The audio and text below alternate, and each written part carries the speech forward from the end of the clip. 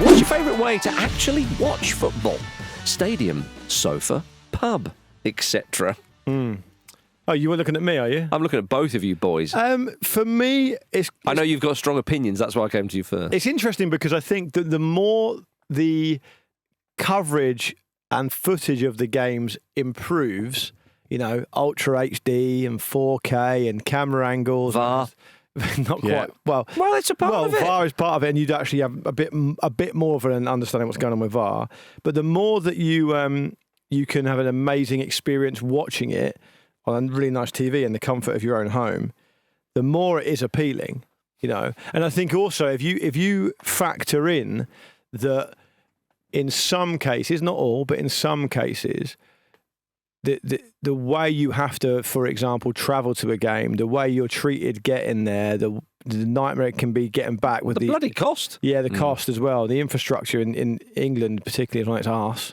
So that's all part of it. It can become a bit of a slog. So, for example, if I go and watch, I go and watch Fulham sometimes, I go and watch Arsenal sometimes, I go and watch Spurs sometimes, I go and watch Portsmouth sometimes, and various other individual games here and there. But for example, if I go to Spurs, it's a nightmare. from South London, even I'm not even coming from outside the city. Anywhere in London. Yeah, it's a big old. I mean, say it's a Sunday game. It's basically the whole Sunday. Yeah, that is... and so if it's, I'm not a Spurs fan. I'm going for work reasons or for individual kind of enjoyment reasons rather than anything else, without having a stake in what they're doing.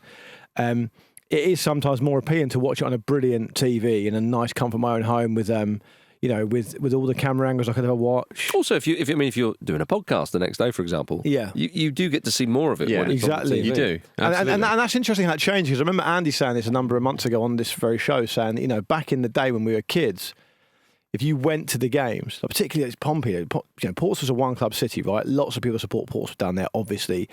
In the school playground or the college cafe or whatever, you're chatting about Pompey, which everyone would be. Well, I was at the game. Yeah, That it was- mattered. Yeah, It mattered. absolutely. Well, it's, totally. It gave you the authority, didn't it? Because you weren't watching Portsmouth games on telly. So the dynamic is interesting, and I think it's ever evolving. But to answer the question specifically, I would just say, depends on the game. If it's a massive England game, it's an appointment to watch, like England-Denmark in the semi-final of the Euros, right?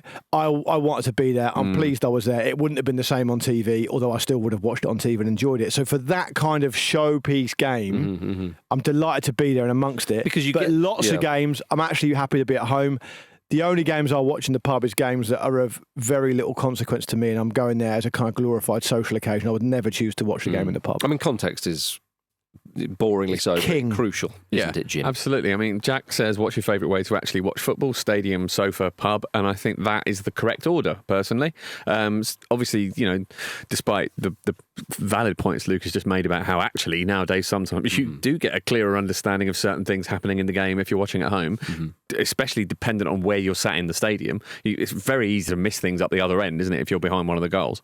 I do think the matchday experience of it is just is second to none, and that feeling of being actually able to be involved and kind of you can't affect the game from the crowd, but you sort of can a bit, and there is that feeling, isn't there, that you're actually sort of involved, and that is that is a wonderful feeling. As TV coverage has got better and as massive HD TVs have got more affordable, that's my preference now. I think I used to prefer watching in the pub, but as I've got older, that gets a bit more tedious. But I will say, if there's a big game and it's a game I'm nervous about and I can't go to it for whatever reason, I would prefer to watch that in a pub with other England fans or other Arsenal fans, depending on what the circumstance of the game is. Because I think there's a sort of there's a strength in numbers and a shared experience, and I understand that. Like you want to celebrate it with people if it goes well, and you want to commiserate with other people if it doesn't. So not every game feels like that, but there are some games that's like, you know what, I do fancy the pub for this. Yeah, I think you're absolutely right. I think that communal, it's the level of investment, really. Yeah. Although, I mean, there is something stunning about a huge showpiece game where you may not personally be invested in an emotional sense, but if you see, when you saw the great Lionel Messi play for Barcelona against Spurs at Wembley. Yeah. It's a game you remember very fondly for that reason, obviously, but to see that in the flesh. And I think that... But that would come under the showpiece occasion, from my view. You're going to watch one of the greatest players of all time and take the opportunity to do so. You have to do it. Yeah. And I think that the thrill of going to football, like I still have it. Like even I've seen Fulham hundreds of times at Craven Cottage, but that whenever you walk up the stairs of a stadium and the first glimpse of the pitch, it never gets boring. It's just phenomenal. Like it is wonderful. So I think to watch football at the ground. But unfortunately, as you say, I mean, if you could helicopter in on the helipad and you get home without any traffic or public transport and all the rest of it, and it's all free in an ideal world, then of course you'd probably go to a lot more games. But it annoys me what football fans are happy to put up with. Yes, and I think that because even at Arsenal, you have to make plans to not use Highbury and Islington after a game. I mean, the queue is ridiculous. This is not the infrastructure's not been invested in. Holloway Road is too small for them to open it as well. Exactly, and so you have this situation where between an incredibly wealthy football club and an incredibly wealthy league and a local council, they haven't got together to come up with some way to invest in infrastructure in that area which would benefit everyone, including the council themselves. Because my cynical view of it is because they know that football fans will just accept it anyway. There's no motivation to do it because it's not as though football fans are pulling up the road complaining and rioting about it because they're just used to be treated like cattle, so they accept it. And it's terrible at Spurs for that as well. It's kind of terrible at Portsmouth because Portsmouth's on a kind of an island of one road off it really and one train line out of it. But you're right to say, I think, I didn't say it in my opening point, but I think you're right to say it, Marcus, which is the idea that when I went to Fratton Park most recently, it is kind of amazing as an experience. Because it's so imbued with your history and your upbringing and all the different memories you've got, and it's a kind of the smells and the feelings, it's like a third place. It's quite spiritual in a way. The sense of purpose as well. That you feel really connected to those players in a sense. It's and something you said earlier, Jim, about that when you're at the game, it's ridiculous to think on one hand, well, I can affect something here, but then of course, people do famously talk about like the European nights at Anfield or something. The crowd play their part, but in that, obviously, you're not doing that as an individual, but you make up a collective. But it's not necessarily the fact that you can maybe influence things. But I sorry to bring up a bad memory here, but I was really glad I was at the Euro 2020 final between England and Italy because oddly, I know this is going to sound obviously gutted and it was the days after and all that kind of stuff. I would have been more gutted, oddly, if I'd have watched it on television. I think being there... You were quite sanguine about the whole thing, actually, weren't you? Yeah, it was a unique experience. But I think when you're up and you see it all happen... It's also, I think it's worth pointing out, is that you missed all of the crazy stuff that happened in a different part of the stadium. Indeed, So you're obviously not talking about that. That's the bad side of things. He incited it, though. Well, yeah, well. From where he was. It's never been proven. No, it's not. And it never will, because I didn't. There's what you know and there's what you can prove. And if you don't like it, you can go for a swim. Yeah. In Wembley? Yeah. Around Wembley? There will be facilities. There's got to be a leisure centre. Yeah, I'm pretty sure there is one. I'm pretty sure there is one. Or jump in the canal. It's just down the road. Yeah. Don't do that. Probably wouldn't be doing that. Well, it's a thing you can do. Yeah. True. Or you can play paddle. You've got options. Or have a paddle in the canal. There we go. Yeah, climb a tree. Have a lasagna. You've got options anyway. Look at Ian Beale's Wikipedia page. Keep it real. We're still going. Keep it Beale. Still going on this. This is going to last and last. It is, yeah. Until we've named everything. Or if you don't want to go to the football stadium, you can watch it in the pub. You can watch it in the pub. You know. On Jim's pub thing, when I was younger, I used to love that. So every England game, I used to go to this pub in Fareham called Pitches. It's not there anymore. And it used to be an amazing atmosphere there. And because I suppose part of that for me was growing up where I grew up, being the age I was.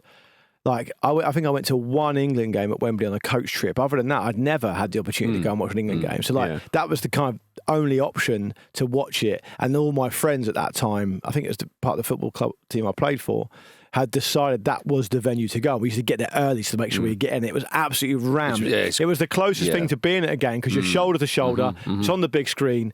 And it was some amazing times there. So that shared experience thing as an idea of like the next best experience of watching a game, it's definitely great. But now, like, to me, I'm not motivated to go to the pub to watch it partly because of this job. Because I find that if you watch it in the pub, you don't really watch it. You get distracted. You're with someone, you're chatting. Yeah, but you never hear the commentary. But then, if you are watching in the pub, or very much so at the stadium, then your focus, I think, is much more on the game sometimes. It does depend on what happens, but sometimes one can be tempted to start saying, well, what's the chat around the game on social media, or is anybody chucking up anything? Or your second screen there, or your WhatsApp groups and all that kind of stuff. So it's horses for courses. That's some of our best stuff, though, on the Ramble WhatsApp group. Never makes it onto this show. Too hot for good TV. stuff on the WhatsApp, isn't there? It can't. You did a great joke on the WhatsApp yesterday. It could never, ever be broadcast, Marcus. Nope. You did. Yeah. You did, didn't you? You are right. And people will listen to this and go, I thought Marcus was the golden boy of the Ramble. Come on. It wasn't rude. I'll tell you what. It wasn't rude. It wasn't. It was about... Don't say what it was about. I'm going to say what it was about. Beautifully satirical. Yeah, it was amazingly executed. It was beautifully satirical. It was off the back of some controversy at Glastonbury involving that's enough. A well-known energy company. It was satirical. There you go. That's all right. All right, okay. Yeah. You fill in the dots yourself. Yeah. Make them do the bit of the joke. Why have you got to do all the hard work? If you see me out and about, I'll tell you the joke. Thank goodness we're not doing live shows. Yeah. For a bit, or maybe we should. If I'm coming up Just with for that stuff, just for that. Yeah, there we go. 15 of them, we'd get a live show there, wouldn't we? Good night, everybody. Anyway,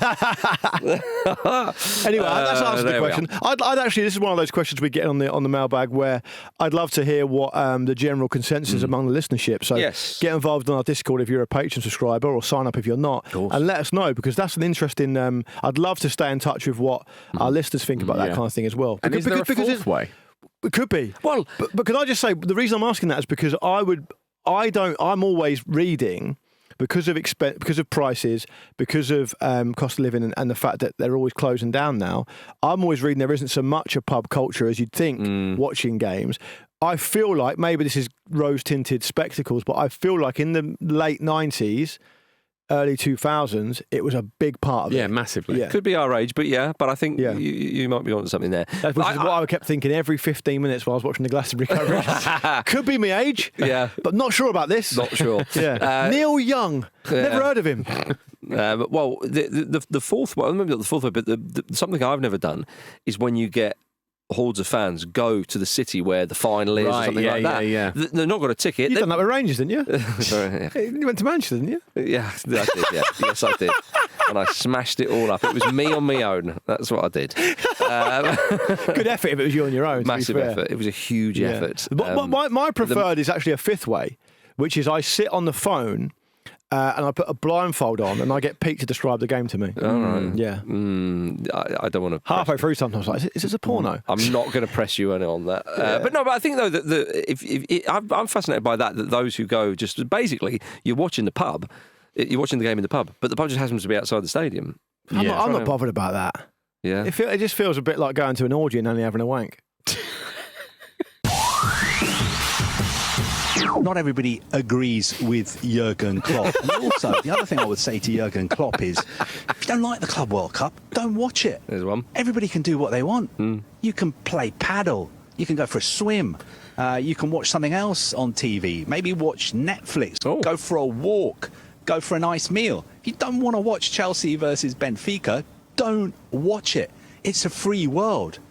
Welcome back to the mailbag, everybody. 6 options there, just in that clip. Yeah, so just off the top of his head. Imagine if you tried to play paddle while walking in a swimming pool with one TV on one and then a Netflix on the other TV all at the same time. Whilst having a nice meal. I forgot about the meal. I was trying to get them all a nice meal. Yeah, nice meal. You can go for a shit meal, but you're probably going to choose to go. You don't really know. I mean, obviously you're hedging your bets on where you're going to have it. Yeah. But it may not end up being nice. Could be a restaurant you've been to many times that you always know is reliable, though. But that hence hedging your bets. You know, you think, we should be fine here, but then we could have a disaster. I've never had a bad meal at McDonald's, is all I'm saying. Before it's consistent, you know what you're going to get. Before Jurgen Klopp saw that clip from Carve Solocol, he was thinking, I'm really, really annoyed by the Club World Cup, but I don't know what else to do. I don't know. I'm just sitting here.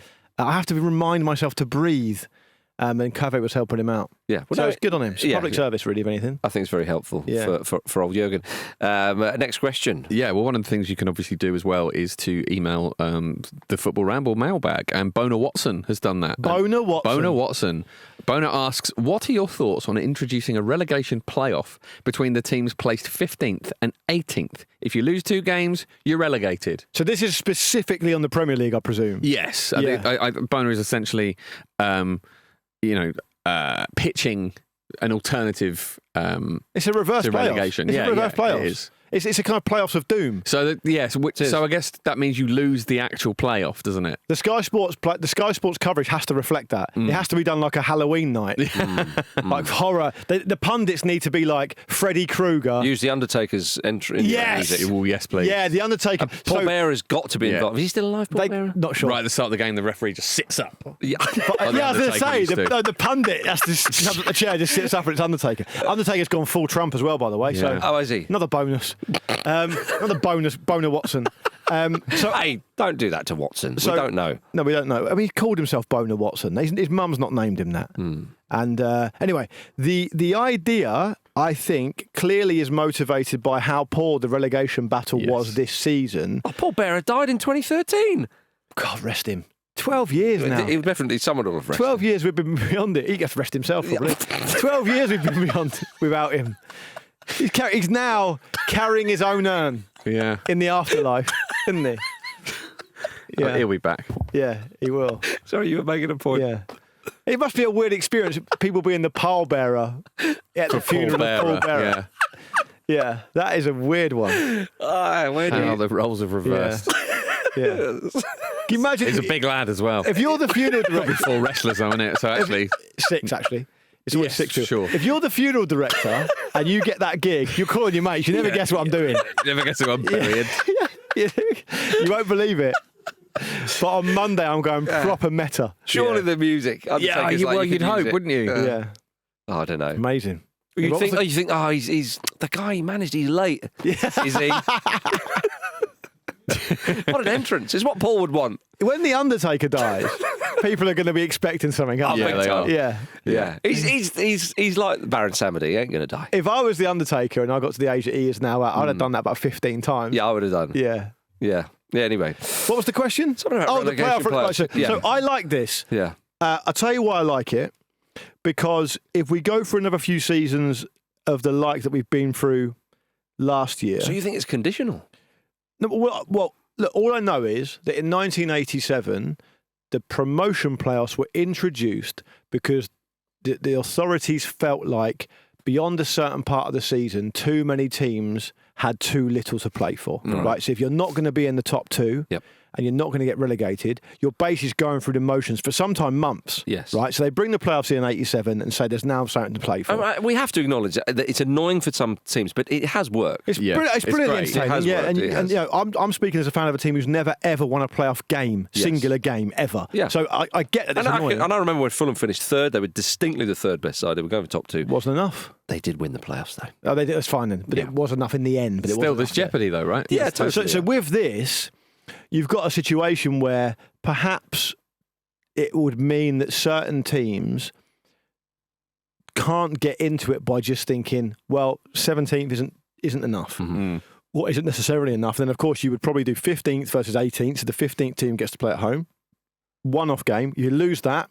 You're further down to the pit of doom. You're into the final. You play the anti-final. The 16th v 17th, it's the same. They play off and they lose that, they're down. That to me feels like a pretty exciting thing. Yeah. And it, look, it's going to particularly tear at the fabric of what football actually is in the top flight in this country. It's never been done before. But the reason I like it is because it's not the same way they do it, say, in Germany, where you come 18th, you still get a chance to get out of it because you play against a team in the division below, which seems particularly harsh on the team in the second tier, in my view. I do, yeah. I agree with you. Yeah. I mean, also though, you say that 2 years in a row in the Premier League we've had the promoted sides go straight back down, and quite convincingly go straight back down, and we're a bit concerned about that. Are you also looking at that table going, oh, we'd have had Man United and Spurs in there as well? That would be a fucking amazing bonus. Oh my God, imagine. Because you're on a pathway then. You know that with Man United and Spurs, you knew, I mean, to be fair to, you've got to say to Man United, they did finish above Wolves, actually. It was yeah, Wolves and Leicester would have made it up. They're in there as well, yeah. So it would have been Man United play Leicester at home. I ain't backing them for that. and Wolves play Spurs at home. Yeah. It could have been Spurs v Man United. Yeah, A very different kind of Europa League final, if you like. Probably the same poor quality. Yeah. Yeah. Yeah. Jim, what do you think about this? I mean, it would be specifically with what old bonus. Yes, it would be hugely entertaining, and it guarantees drama, and obviously means more games. So it's that, but they're both things that the powers that be love. Is it the favourite question you've been asked of a boner? It's been a while. So I think the one thing that I do kind of take umbrage with is that it feels extremely unfair on the team who finished 15th, and therefore makes a little bit of a mockery of the table itself. But then, and I agree with you on that. You know, I suppose you are just adding this jeopardy zone, aren't you? So the table itself becomes indeed different. And so I do agree with you. And remember, you're all right, Arsenal, you're going to finish second again, okay? You're not going to be anywhere near this. As a Fulham fan, you're thinking, blimey, hang on a minute, we finished 20 points or whatever above the team in 18th. But that's exactly the same as the playoffs in the Championship. It's exactly the same. You're basically saying, well, but on merit, that shouldn't be. That's what we're saying about the playoffs, and that comparing it to the playoffs and the drama and the excitement that brings. The only thing, sorry, Marcus, just to cut in there. There's no better example of that than the Championship last season. Sheffield United finished 14 points ahead of Sunderland. Yeah, easily the best, third best side in the. And they finished 22 points above the team they had to play, Bristol City in 6th. Yeah. So, but it wasn't enough. Well, indeed. The only thing I would say, but an argument against this is that the playoffs, it is ultimately a sort of.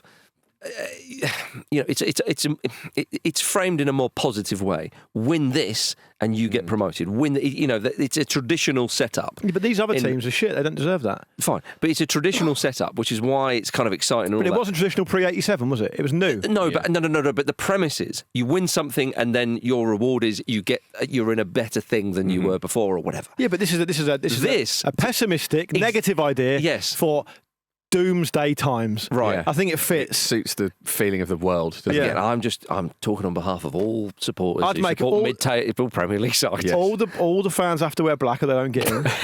Palace would be right. Yeah, they would. They've got a tradition of that. Some of they fans, would. Yeah. Napoli would be fine, wouldn't they? You mean Lazio? And Napoli. Napoli, a lot of them all dressed in black. Oh, do they? Camorra type uniform. Lazio's more. You invoked Lazio, not me. Okay, sorry about that. You keep talking about Lazio. I mean, you did it yesterday as well. That was Juan Bernabé. You insist that there's a Rangers or a Lazio mentioned in every show. Marcus. Enough of this. Oh, I'll get the Brexit stuff, and that's fine, is it? Every time you actually voted for it. Oh, fuck off! Would you just hand me that for? You and Sir Rod. You just handed me a Sir Rod, man. Sir Rod. Both sides of Glasgow. You and Sir Rod. Oh dear. Yeah. Well, anyway, what's the next question? That's me. I've got it here from Matty. So, what do we think then? You're for it? Yeah, why not? Fuck it hell. Yeah. All right. At this point. Whatever. Okay. What about this from Matty? My wife and I are expecting our first child. Something positive. Congratulations. I feel bad saying we're living in doomsday time. No, we're not now. He says, I'm over the moon and I can't wait to meet my wee pal. However, call it silly, but I'm doing my head in trying to think of what to do when it comes to football teams. I'm an Inverness Caledonian Thistle and Man United fan, brackets, I know. Two teams that have had a rough couple of years. Forcing my child to be a fan of these two teams may constitute child abuse in some countries, but I can't bear thinking there's a 1% chance my son may become a Liverpool, or even worse, a Ross County fan. What should I do?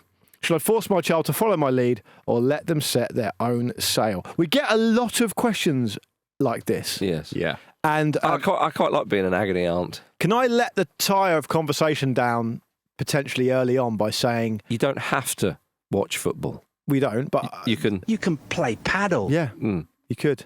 Why not, instead of making your kid watch football... You can go for a swim. Yeah, take them for a swim. It's an important life skill, teaching your kid how to swim. Yeah. My point was going to be that this is very individual to the human beings in question. Oh. So if you want my take to kick us off, I will say that I have decided... I've got a son, he's 2... he's starting to become aware of what football is. He asked for it on the telly without really understanding it, but much like his dad, really. But I have decided that I'm not going to coerce him into any kind of club, Mm-hmm. There's a few clubs on the list that I've decided that it's going to be absolutely forbidden for him to support. It's a long way to travel and it'll be very expensive. Yeah. You'll never get to watch them. You fill in the blanks yourself. But what I have done is just a starting thing for him is I've signed him up on the waiting list for a season ticket at his local club. Mm. And that'll be a starting point. And that's fair. And he can go off and because to me, there's nothing really in it for him to support Portsmouth. There'll be plenty of influence of him to do so if he wants to. But he's not from there. Exactly. Yeah. And so if he decides that he wants to because he wants to be like his dad, I'll be very proud about that. Mm-hmm. But and I'll obviously encourage it and do all the miles that it takes. Mm-hmm. But in the meantime, I quite like him to find his own way. So I think before you guys come in, just very, very briefly, I just wanted to say there is no right or wrong answer to this. You've got to feel how you feel and do what's right for you and your kid. Mm. Marcus, you're a parent. What do you think? Well, I think you're only echoing the words of. It's a free world. Yeah. They've got to find their own way. Exactly. But you're right. I think. So are you encouring your lads to be Lazio. Well, no, I think that. Well, because their dads are the penis extension, right? So it makes perfect sense. Yeah, it's why they're here. I think that if you. I think the idea of a local club, because that's something that I actually didn't have growing up. Yeah, okay. And it's something that I really. Well, I mean, I could have, but I wasn't encouraged anyway, without boring with that. I think it's a lovely thing to give it the option of that. So what Matty's saying is that he's an Inverness Cali fan. Now, he doesn't say where he's from or where they're living.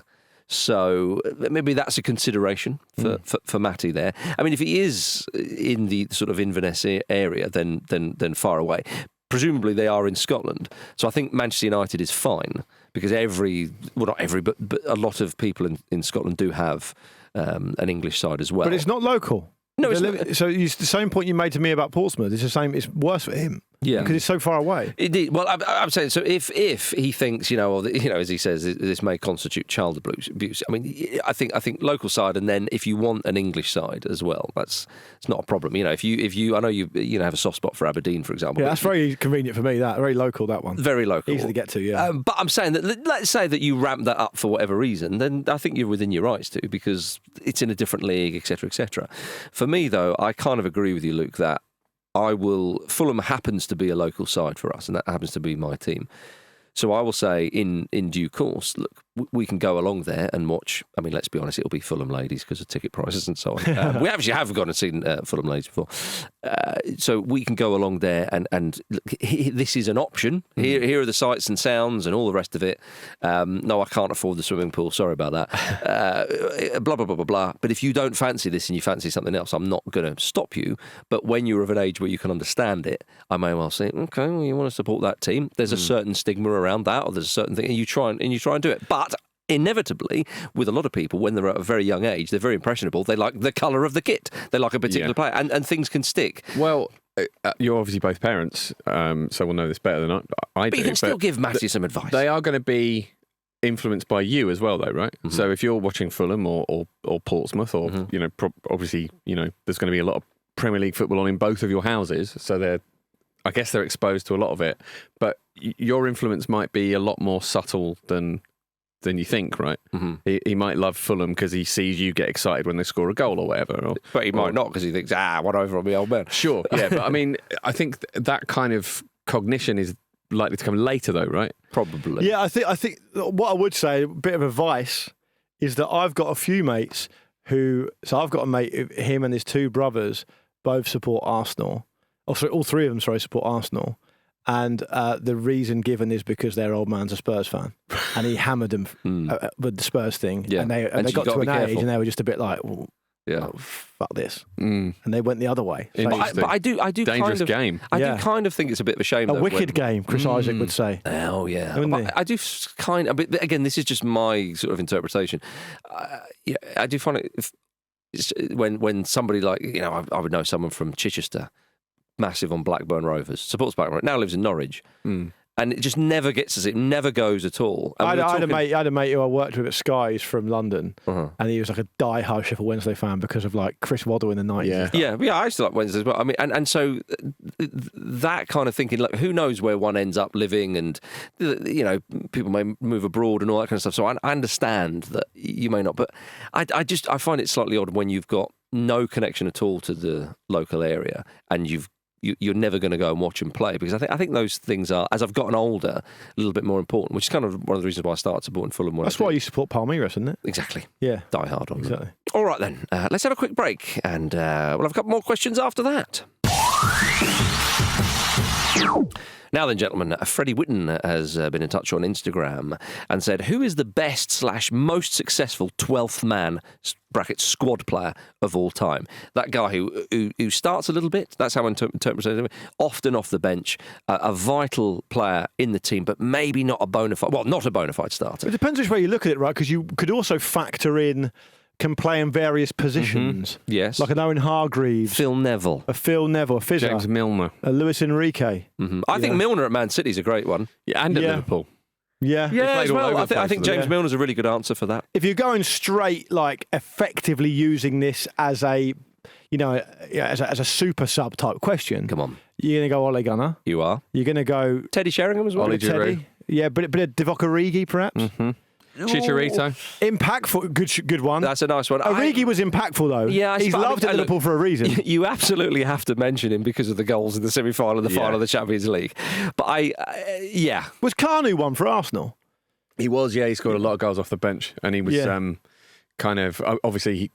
I can't really remember if he shifted his position around a lot. You'd expect probably not, but he was a proper ace card at times. I just remember around that kind of really, really big era for Arsenal, he wouldn't always start. No. But, I feel like Leandro Trossard is that sort of guy Very at the moment. much so at the moment, yeah. Although Trossard, I think he's also won fuck all. No. He featured in every game, I think, in the league last season. So. Well, best/most successful of all time. Leandro Trossard. Sorry, I was just having a chat with Jim for a second. Okay, I feel like Arsenal, that would be the closest thing, maybe. Like, I would say Tom Kearney as well. But okay. Anyway, right, back in. No, I mean, there's players, aren't there, who perhaps don't quite even have the career they probably could have, because this idea of being this, like, like Swiss Army knife of a player type thing means they never quite nail it down. Well, because they fill in when needed. Yeah. So yeah, exactly, yeah. So, I mean, in terms of successful squad play, because what the question is the way that Freddie has phrased it or written it, and I am going to criticise someone corresponding with us for this, is it's quite unclear, because he says 12th man, then bracket squad player. They're not the same thing. They're not the same thing. A 12th man to me is someone you chuck on because you need something. But it's still a squad player. They are, but I think everyone's a squad player. But a squad player is someone who can give you all sorts at various stages of the season based on what you need. Well, I think Freddie's clear enough. I think Freddie's let himself down. Well, he's made it into the running order. Don't email again, Freddie. Shame on the rest of you. I don't know anything about arses today. Arsenal, though. Yeah, maybe you'll get some more arses for tomorrow. Quite possibly. Hopefully. But I think we've kind of... I mean, Ole Gunnar Solskjaer definitely won. Nicky Butt. Yes. At Manchester United, obviously. Yeah. Covers arses as well. Yeah, there you go. We've got a butt. Yeah. What about Jermaine Defoe at England? Oh, absolutely. Ooh, and you know what? Hang on, absolutely. No, because I think Jermaine Defoe might actually be the player with the most goals off the bench in Premier League history. But he said England. He did say that, but I'd kind of jumped in before I'm just testing and adapting, Jim. Sorry, Marcus, what was it? I'm just having a conversation with Jim at the moment. We are now, because I'm disgusted. Yeah, no, I think Defoe's absolutely in there. To me, Defoe was a starter, though, was he not? But he scored the most goals off the bench in Premier League history. Well, I mean, listen to the stats. Yeah. All right. Obviously scored a lot of goals, so that's. I suppose you could argue that that's a kind of little bit of a statistical quirk. I would also say that I think that in retrospect, Jermaine Defoe probably didn't quite get the respect he deserved as a player. Yeah. And I think if you look at the longevity of his career, phenomenal in terms of appearances and goals, you're talking about hundreds of goals. Yes.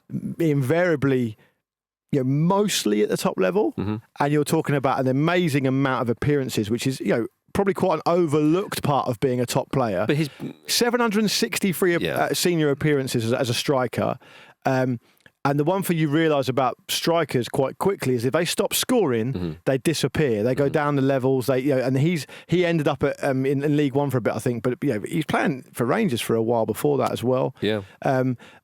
He was a deadly finisher. Yes. He's a brilliantly quick-minded and quick physically player as well. He had a huge impact off the bench. If I'm thinking in my mind of, say, classic Premier League subs, Defoe's got to be in there. But for who, though? Because he was a starter at Portsmouth. He was way more often than not a starter at Spurs, I would have thought. Well, you say that at Portsmouth, but he was... The wasted years. He was a starter at Portsmouth to an extent, and that's what I mean by that is he comes to Portsmouth halfway through a season, right? And he plays a fair amount. He only stayed for one more season after that, and he didn't start 38 Premier League games. He probably started 2/3 of the games, maybe even less than that, and then he goes back to Spurs. So it's hard to say. Spurs was his big move. Really. He was a better player than Portsmouth. It's amazing for Portsmouth to get a player at that level, but don't get that confused with the fact that he was the first name on the team sheet every game, because he wasn't.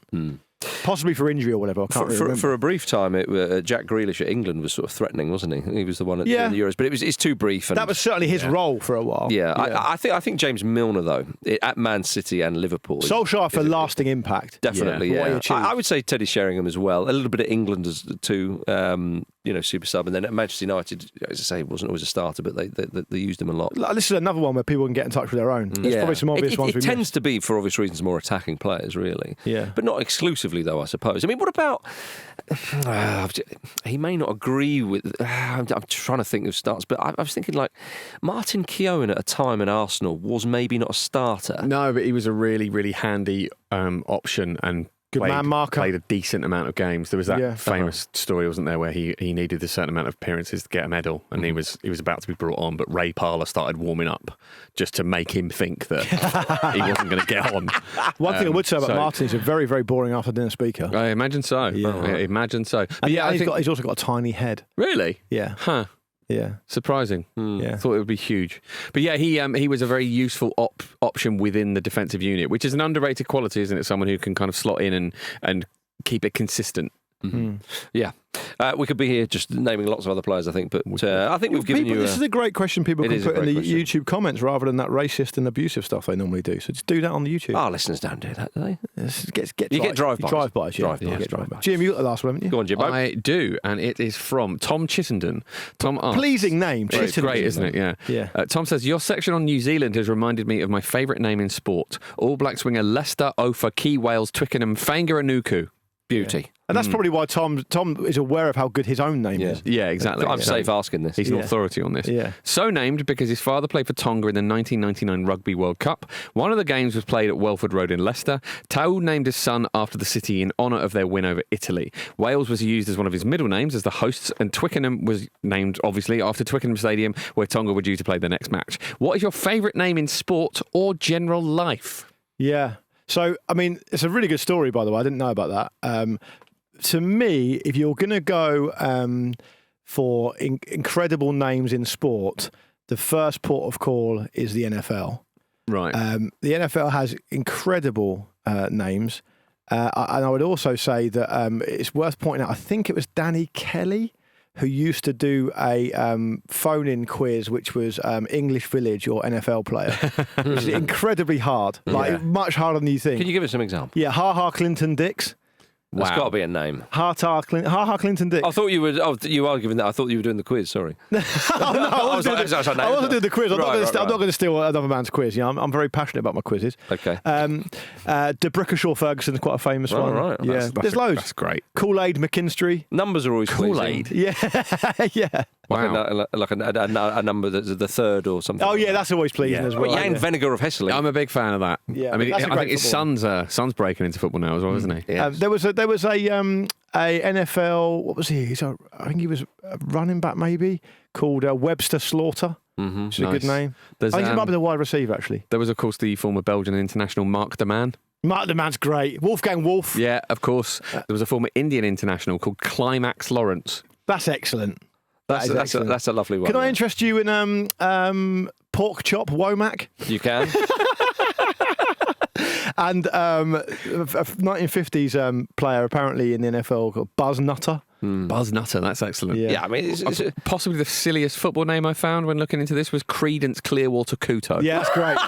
And Danger Fourpence. You're a Danger Fourpence back in the day. Fourpence, yes. where's Credence from? He's African. I think he's from African country. Yeah. Yeah, I mean, these are all very well, but the winner is, of course, Brian Penis. Yeah, great.